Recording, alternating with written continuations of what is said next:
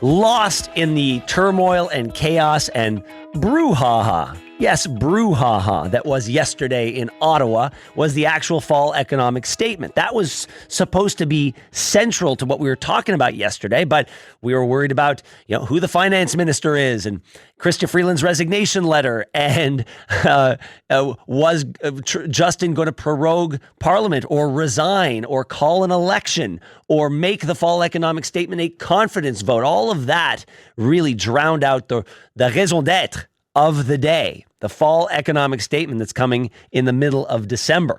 So joining us to drill down into it is Kris Sims, Alberta Director of the Canadian Taxpayers Federation. Kris, welcome to the Ben Mulroney Show.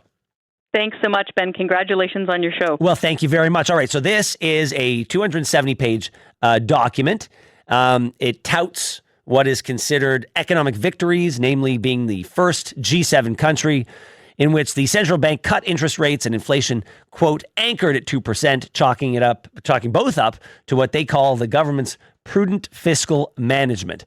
What are your takeaways from this document?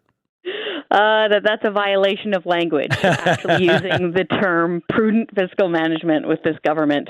So to be really clear, they were projecting to have a $40 billion deficit with a B, which is already atrocious. But then they said, we'll have a fiscal guardrail. We promise we won't go more than $40 billion deficit, but they blew right through that. Yeah. So we now, as taxpayers, are carrying a $62 billion deficit. That is just an astonishing amount of money. And the thing that was bizarre to me, and I was watching the same as you, I was glued to my screen as well, what was so strange is that at one point at 4 o'clock Eastern, the speaker stands up, and he's like, I have to stand up right now to interrupt proceedings and call upon the finance minister to present the fall economic statement. And he looks around and there's no finance minister. So you're right. It was an absolute bizarre day. But at the end of the day, we have got this massive problem of our debt, which is adding to our deficit, which is costing Canadians now, just the interest charges alone on the debt, Ben, are about $1 billion a week. Well, and Kris, I remember, look, my dad paid a heavy political price for enacting the goods and services tax. But I do remember at one point that it was responsible for each point was responsible for billions upon billions upon billions of dollars that flowed into the federal coffers. Then I heard a few months ago that that's all gone. That money now goes to servicing the debt, every penny of it. Yeah. So that thing that was responsible for getting us out of the hole that we found ourselves in, that a former Liberal government loves to take credit for. They take credit for it because of the tools that were enacted under my father. And now it's even worse than that. All it's doing is keeping us at zero in terms of the interest on the debt. Yeah, exactly.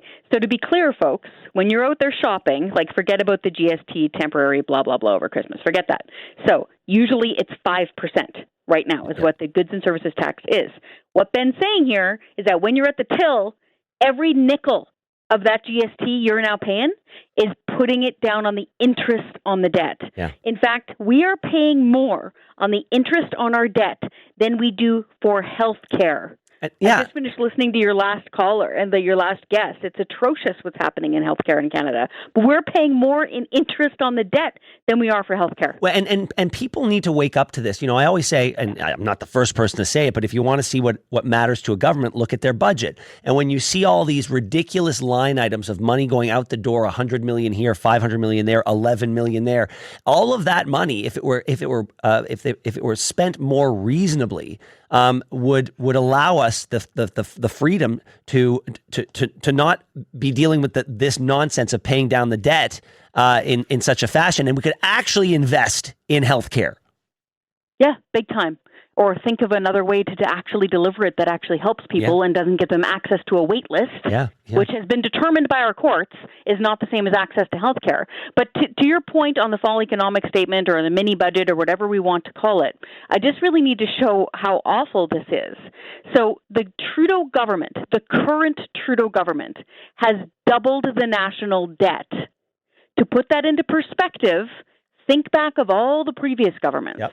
Prime Minister Harper, your dad, the late Prime Minister Mulroney, the first Trudeau, Diefenbaker, all the way down the railroad. All the way down to Sir John A. Correct. Imagine their governance, the world wars, the Great Depressions. Picture their debts, double them. Yeah. That is what this current incarnation of the Trudeau government has done. And before somebody comes and says, oh, well, what about the pandemic? In the year of 2019, before COVID, they spent more money, Ben, than any 1 year of the Second World War. Yeah. Adjusted for inflation and population. The problem here is in their spending. And you mentioned that it's more than 200 pages. A fiscal fall update has no business being more than 200 pages. It doesn't. Yeah. A major budget usually shouldn't be more than 200 pages. But this government is so obsessed with virtue signaling and DEI and blowing money on nonsense that this is why we have a doubled national debt. Kris, I'm looking at their projections of getting us to budgetary balance, and apparently, we're sitting at a $61, almost $62 billion deficit right now. They project that by 2029, 2030, that should be just above, should be $23 billion, so halved practically. Brutal. So what are your thoughts on that? So, if the Trudeau government itself went back to its own budget spending projections from 2022. Okay, so imagine 2 years ago, things were still crazy. That was not an austerity budget. If they went back to those spending projections, Ben, they would balance the budget. Yeah. So this is the thing. We don't need to sell off Manitoba in order to balance our budgets. This does not need to be crazy levels of reining in. All they need to do is be sensible. You did great coverage of our, presentation at the committee saying that we need to defund the CBC. That's more than $1 billion right there. Yeah. And then we look at the little stuff, the so-called little stuff. We just finished watching the Trudeau government blow a whole bunch of money on airplane food again, treating themselves to 4 different types of wine while they're in flight to Europe. He just flew down to Brazil to lecture all of us about the carbon tax. He actually said, Ben, I don't know if you saw that clip, that we should value paying his carbon tax more than feeding our kids. I saw that. That. I'm looking at a chart now, and this is one of the last things we'll be able to talk about, but new investment by priority area in the 2024 fall economic statement. 81% of new investments over 6 years, so and those new investments over 6 years total $24.2 billion, are in clean growth, innovation, and infrastructure. That's nearly $20 billion. I don't know what that is, but I hear clean growth and I think liberal government and I think, here we go.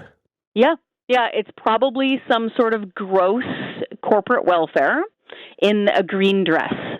And we saw this, you and I both lived in Ontario for a long time when we were working up on the hill back and forth to Toronto. And we remember the provincial Liberal government there and screwing people over on their hydro bills because they got into these so-called green energy schemes. And unfortunately, this song sounds familiar, and they're doing a similar thing again. Remember, this same government is going to ban normal vehicles, gasoline and diesel-powered vehicles, within the next 10 years. Yep. They're planning on trying to force everyone to buy battery-powered cars. And where is that money going to come from? We don't know. I'll put it this way. In order for everybody to switch their own cars that they have now to a plug-in, we would need 14 new can-do reactors. Each of those suckers, Ben, cost more than, they cost $10 billion each. Yeah. It's wild. We have unmoney right now. We have unmoney. Hey, Kris Sims, I want to thank you so much for joining us. I really do hope you come back. I love having you on as a guest on the show. Thanks, man. Talk soon.